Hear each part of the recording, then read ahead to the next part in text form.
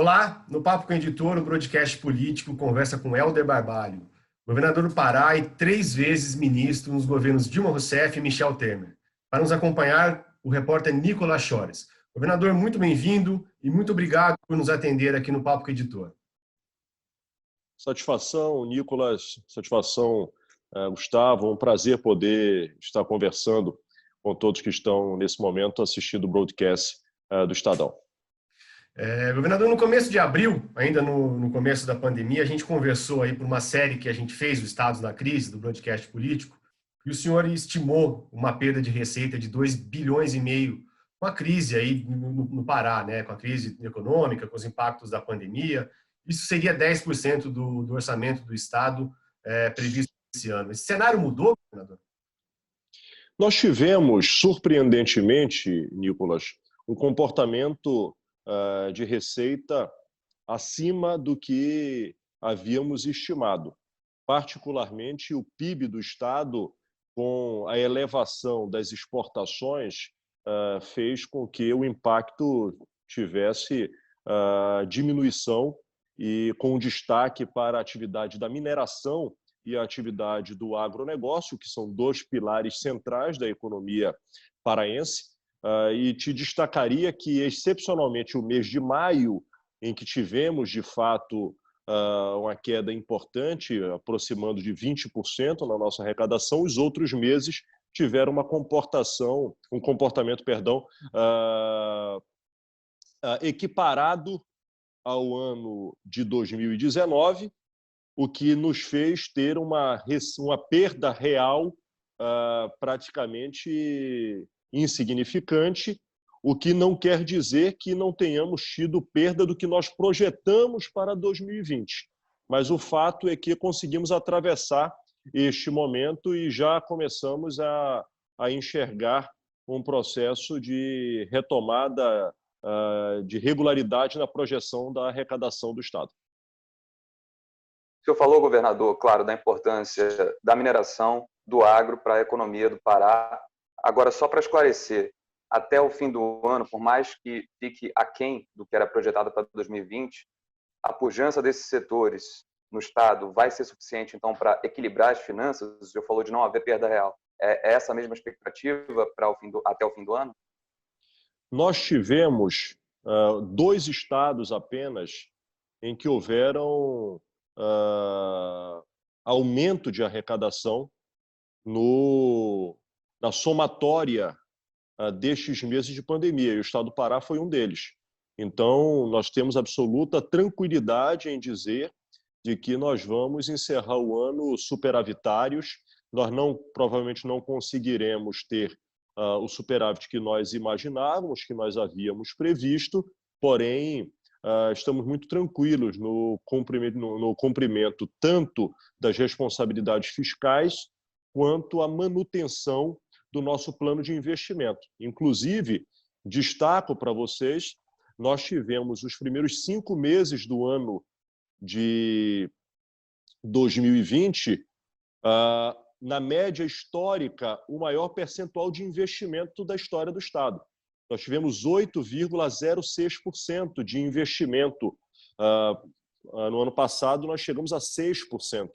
Então, graças a Deus, graças ao planejamento que nós havíamos feito, captação de recursos, reserva para investimento, isto tudo nos fez enfrentar esse primeiro semestre de maneira exitosa, e a projeção, inclusive, agora mesmo nós estamos com um pacote de investimentos para o segundo semestre e com continuação de obras contratadas e continuação das mesmas para o início do ano de 2021, perto de 2 bilhões de reais de obras que estão em licitação ou já em andamento para o Estado do Pará. O auxílio emergencial do governo, o auxílio dos estados e municípios, foi suficiente, governador? Vai ser suficiente para cobrir essa queda na receita e fechar as contas? Foi importante.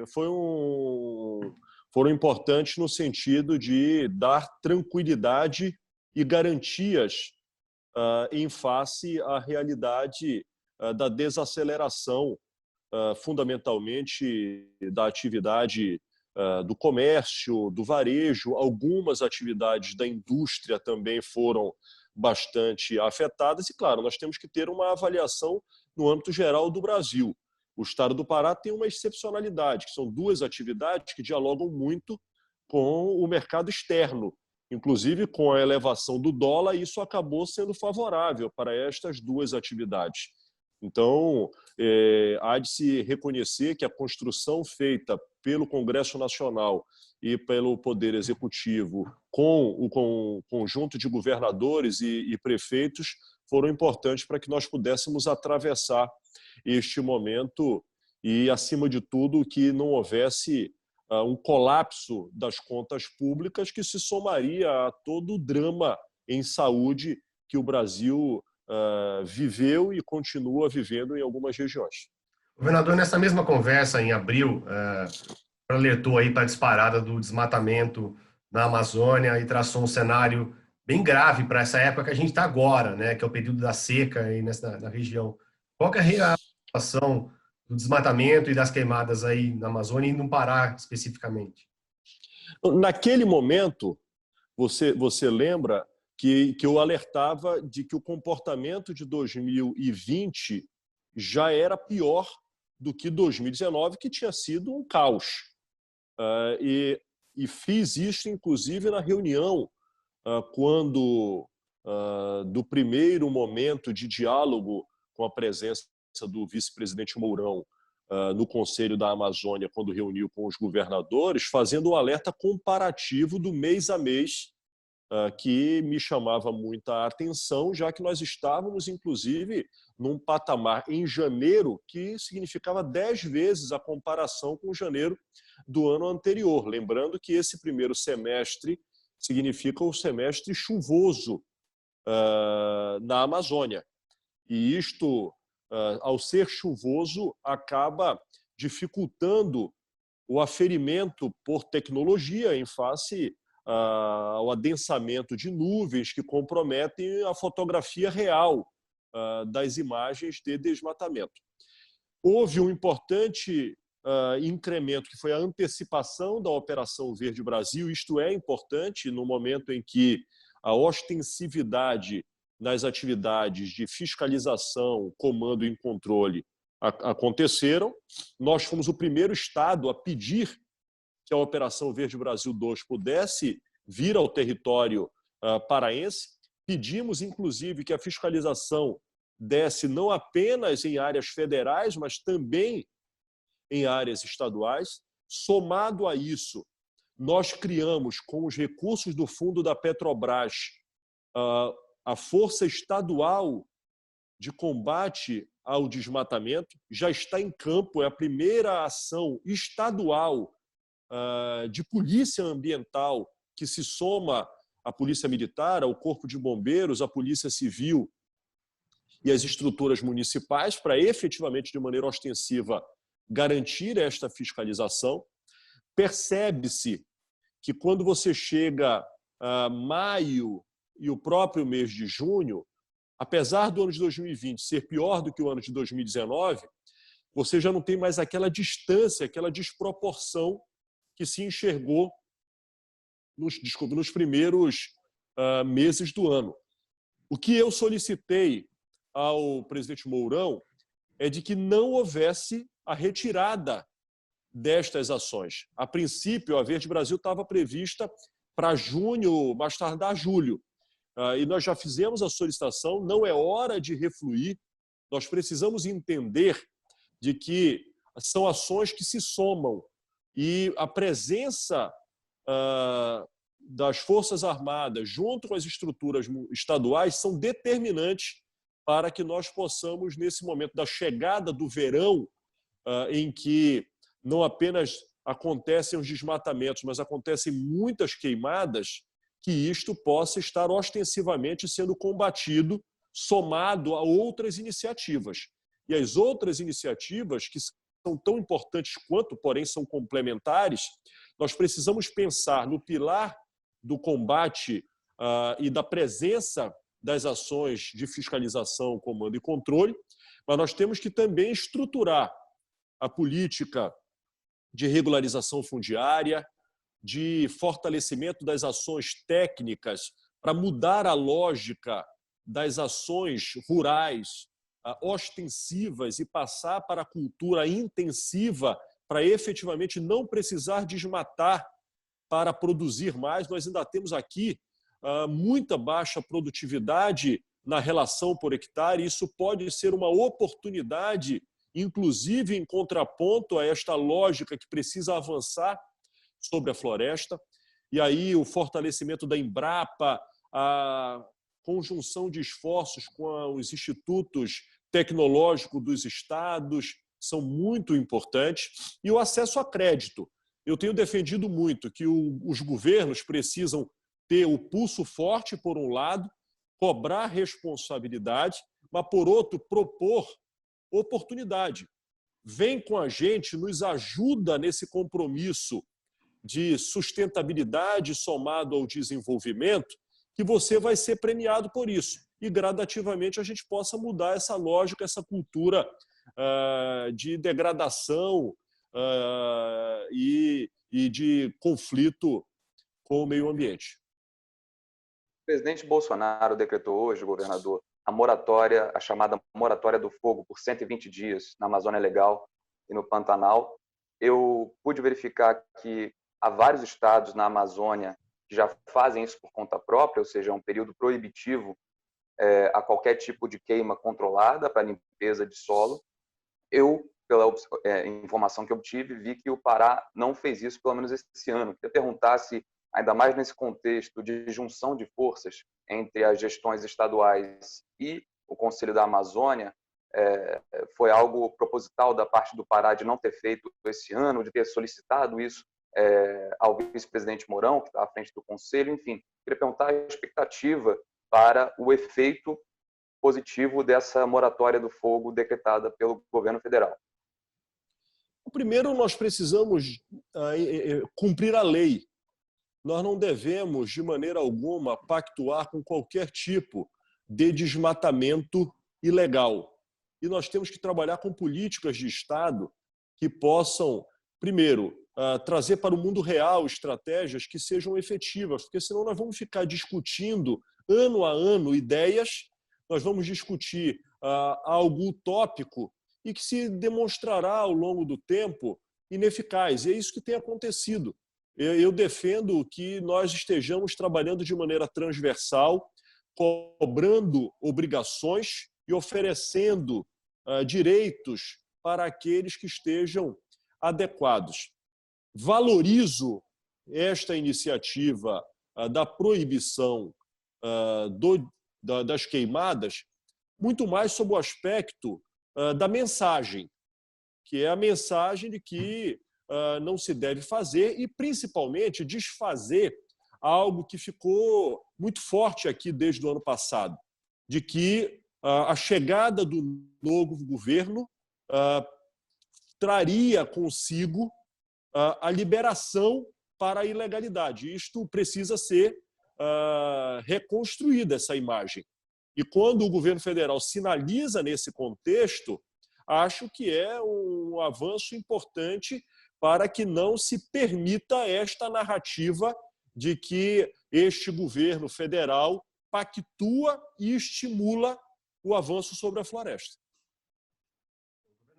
Mudando um pouco de assunto, há pouco mais de um mês aí a Polícia Federal fez buscas, né, em órgãos do governo, na sua residência, depois também cumpriu mandados no ex-secretário de Saúde, o Alberto Beltrame, que optou aí por se afastar. Como é que o senhor avalia essa atuação da PF, que teve autorização do STJ, nessas investigações aí sobre compras emergenciais em outros estados, já que foram feitas também outras operações em outros estados? Primeiro, eu valorizo toda a iniciativa que seja no intuito da transparência e do serviço à população. Particularmente, neste momento, o que se precisa é separar o joio do trigo. Se precisa ter clareza de que, ao momento de uma pandemia, existiam e existem 3 caminhos a serem seguidos.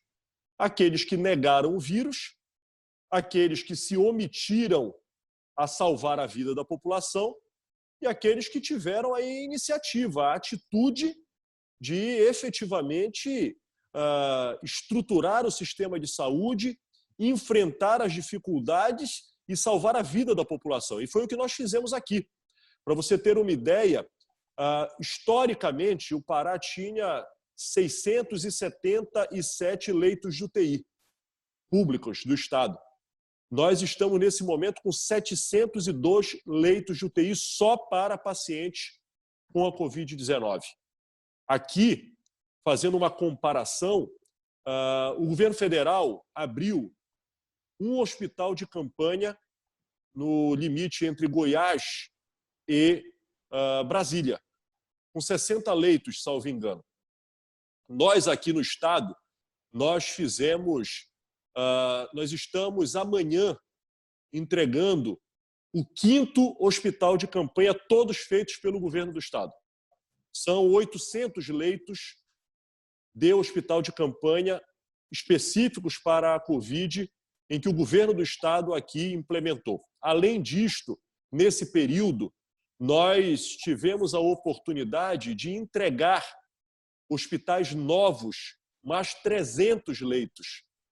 Nós implementamos aqui um protocolo de atendimento precoce, que, inclusive, neste momento, o governo federal passa a aplicar através de um sistema de policlínicas que atendeu a mais de 60 mil pessoas e foi o que salvou a capital. Porque quando nós mudamos o perfil da policlínica, quando nós abrimos aqui o maior hospital público que foi entregue por nós em setembro do ano passado, com 264 leitos, nós mudamos o perfil do hospital, transformamos ele num pronto-socorro, porta aberta para a Covid. Tudo isto foram iniciativas, por quê? Porque naquele momento as pessoas estavam morrendo em casa, morrendo nos coletivos, nos transportes, morrendo na porta de unidades, porque o município fechou UPA, fechou pronto-socorro, o sistema colapsou, o sistema público, o sistema privado, e o Estado teve que assumir desde a atenção básica até a alta complexidade. Então, tudo isto exigiu tomada de decisão. E aí, tomada de decisão, você assiste questionamentos neste momento por órgãos de controle sobre dispensas de licitação. Aí eu fico avaliando o seguinte. Primeiro, dispensa de licitação é uma modalidade autorizada por lei no Brasil, que foi, inclusive, fruto de uma medida provisória do presidente da República na pandemia, em face à necessidade da celeridade do processo. Aí agora tenta-se criar uma narrativa que dispensa de licitação é algo que foi utilizado para a ilegalidade. Aí eu fico imaginando o seguinte, quem acusa deve estar refletindo neste momento, por exemplo, é possível esperar um processo licitatório de 45, 60 dias? Quantas vidas se perdem ao longo deste tempo? Um outro ponto que se tem que levar em consideração, a lei da oferta e da procura. Ficam falando que determinado produto usam a frase forte do superfaturamento. É possível comparar um preço de um determinado produto em condições normais, em que não há excesso de procura, no momento em que o mundo inteiro vai atrás deste mesmo produto? Eu vou te dar um exemplo. Ontem, eu fiz uma videoconferência com a companhia Vale. Preste bem atenção nesse dado. Ontem. E estávamos debatendo sobre possibilidades de ajuda que a Vale se dispõe a fazer para o Estado ainda no enfrentamento ao Covid. A Vale ontem me apresentou que vai entregar para o Estado 35 respiradores. 35. Escute bem o número. Uma companhia do tamanho da Vale. Certo? 35 respiradores. Sabe quando é que a Vale vai conseguir entregar isso? Em outubro. Perfeito? Em outubro. Você imagina se eu ficasse em casa, de braços cruzados, assistindo as pessoas morrerem e esperasse em outubro a chegada de respiradores. Quantas vidas seriam perdidas? Quantas pessoas deixariam de ser atendidas? Então, nesse momento, há de se ter muita serenidade, resiliência, tranquilidade e, claro, separar aqueles que se valeram do caos para lesar a população, e estes têm que ser punidos de maneira a mais drástica possível, porque é imperdoável. E aqueles que buscaram agir para salvar a vida da população, e foi isto que nós fizemos aqui no estado do Pará. Governador, voltando um pouquinho para o assunto do meio ambiente, a gente tem no Planalto um ministro sob muita pressão do Congresso, também, ao que parece, uma pressão interna no governo federal. O senhor mesmo falando agora sobre a interlocução com o governo federal para fins de preservação do meio ambiente e combate ao desmatamento, mencionou principalmente o nome do vice-presidente Mourão, pelo seu papel no Conselho da Amazônia. Eu queria perguntar como o senhor vê a atuação do ministro Ricardo Salles e toda essa pressão pela sua saída do governo. Olha, primeiro valorizo a chegada do presidente Mourão, porque eu entendo que a pauta da solução para a Amazônia na questão ambiental, ela é transversal. Ela não deve e não pode ficar apenas no âmbito do meio ambiente. E nós precisamos discutir o meio ambiente, mas nós precisamos discutir a economia, o fomento, a desburocratização para que as pessoas possam ter acesso a crédito. E isto envolve transversalmente bancos e o Ministério da Economia. Você precisa envolver o INCRA para a regularização fundiária. Você precisa envolver a FUNAI para as questões indígenas, a Fundação Palmares nas questões quilombolas, o Ministério da Agricultura para dialogar nas oportunidades e vocações da atividade dos diversos cultivos que são importantes, como também da pecuária e outras proteínas que são produzidas na nossa região. Portanto, a presença do vice-presidente para dialogar conosco e para liderar transversalmente estas agendas, encontrando uma solução estruturada, é algo que nos deixa, nos sinaliza de maneira otimista. Também, é claro, a liderança para que retome o Fundo Amazônia, retome a credibilidade da discussão internacional com parceiros que queiram colaborar com as soluções para a nossa região. Particularmente, o ministro Ricardo Salles, ele tem a obrigação da agenda específica do Ministério do Meio Ambiente, dialogando também com o IBAMA e com o ICMBio. Eu acho que é fundamental que o ministro Ricardo Salles possa recompor a credibilidade do compromisso com o meio ambiente. Me parece que, neste momento, ele passa por dificuldades de capacidade de ser um representante desta agenda perante os diversos setores, seja da sociedade, sejam de instituições. Desejo que ele possa ter sucesso. Aqui, acho que todos nós temos que torcer para que dê certo. E, obviamente, também respeitar as escolhas do chefe do Poder Executivo Nacional. Governador, nosso tempo está terminando. Só uma última pergunta.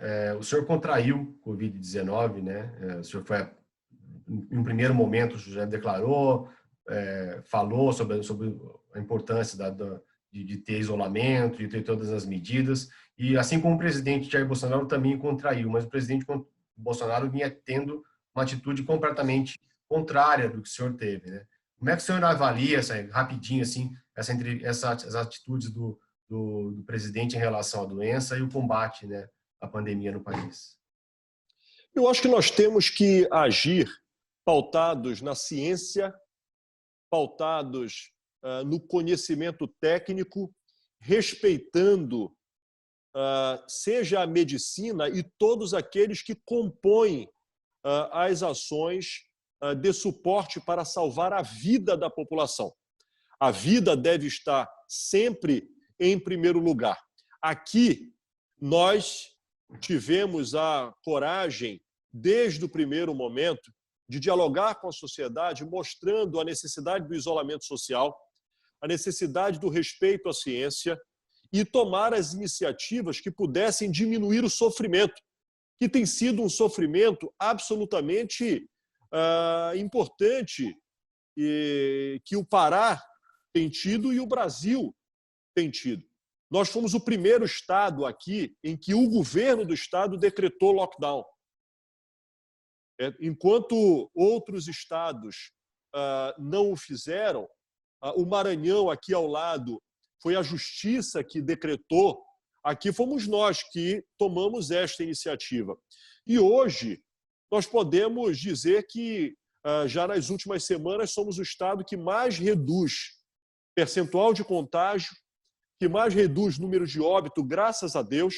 O nosso sistema de saúde, nós estamos com 36% de ocupação de leito clínico. Neste momento, nós estamos com 55% de ocupação de leitos de UTI. Portanto, isto tudo nos permite hoje ter uma tranquilidade.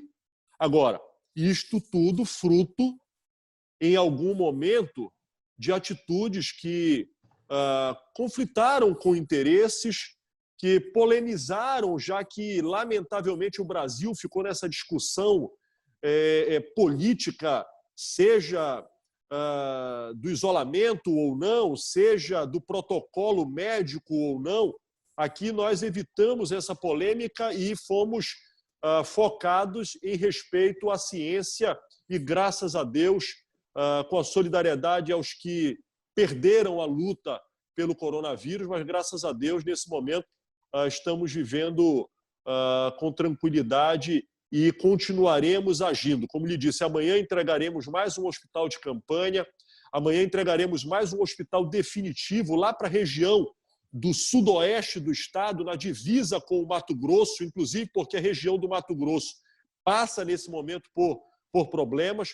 Semana passada, entregamos um outro hospital também nesta região do Tapajós, que faz divisa Mato Grosso também e Tocantins, com mais de 200 leitos. Então, continuamos nas estratégias em face a um estado territorialmente que corresponde a Portugal, Espanha e França, em que o vírus circula de maneira e em tempos diferentes por conta da nossa extensão.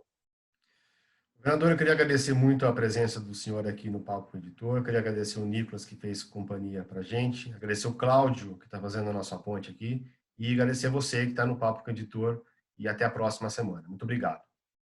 Obrigado, um abraço, sempre à disposição. Valeu, um abraço a todos.